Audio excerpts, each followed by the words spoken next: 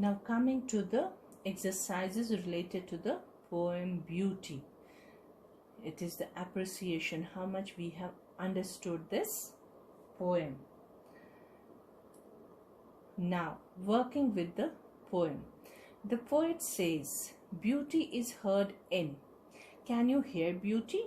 Yes, of course, we can hear beauty. Like I said, it depends on the person.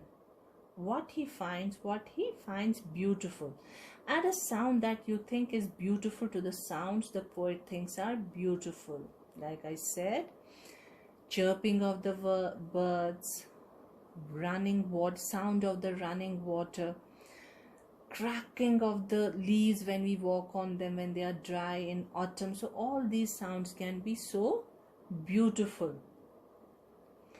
The poet Keats said, heard melodies are sweet, but those unheard are sweeter. See, this is a very beautiful couplet. Heard melodies, like whatever we have heard, the music, we were just talking about the chirping of the music, rain falling, sound of water, of a waterfall or a stream. All those words, those are very sweet. Of course, they are pleasing to our ears, but those unheard are sweeter. But it is always the perfection we carve in our mind.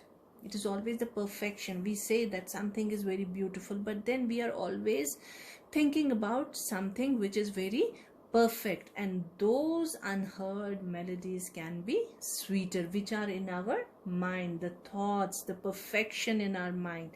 We hear the music, but then we always think that if this music was done in a particular way, if this had to be in this music, so that would have been perfect music. So it is in our thoughts, the perfection we crave for, perfection, the perfection we carve in our minds is unheard, because that is in our thoughts, that is unheard, so that is even more beautiful. This is what it means. What do you think this means? Have you ever heard a song in your head? Yes, we have heard.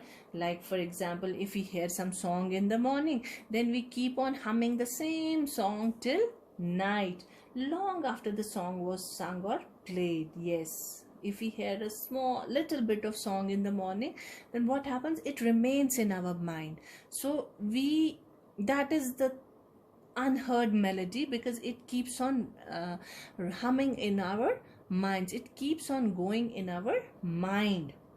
Now read the first and second stanzas of the poem again. First is about the beauty which is visible, which is pleasing to the eyes, and second stanza which is pleasing to the ears. Note the following phrases: corn growing, people working or dancing, wind sighing, rain falling, a singer chanting. See, the poet has used these phrases to make this poem attractive to our ears, to give some rhyming scheme to it, to give some music as for us to feel that kind of music, because a poet always uses these techniques to make the poems beautiful. These could be written as, if we write it in the simple English or in the prose, it could have been written like this: corn that is instead of corn growing, we could write it corn that is growing. People who are working on dancing, instead of people working on dancing. So here we can use the full sentence. Now can you rewrite the other phrases like this? Wind sighing. Can we write it like this? Yes, we can write it. We can write it like wind that is sighing. Why do you think the poet uses the shorter phrases? To make the poem more attractive. Writing of poem is quite different from writing prose. So the effort, the aim of the poet is always to make the poem attractive. So he uses certain things which are called figures of speech, or certain techniques to make the poem beautiful, attractive to the reader. That is why the poet has used shorter phrases here. So wind that is sighing, rain that is falling, and a singer who is chanting. Find pictures of beautiful things you have seen or heard of. So this is for you. You can paste those pictures on your notebooks. Write a paragraph about beauty. Use your own ideas along with the ideas in the poem. What is your idea of the beauty?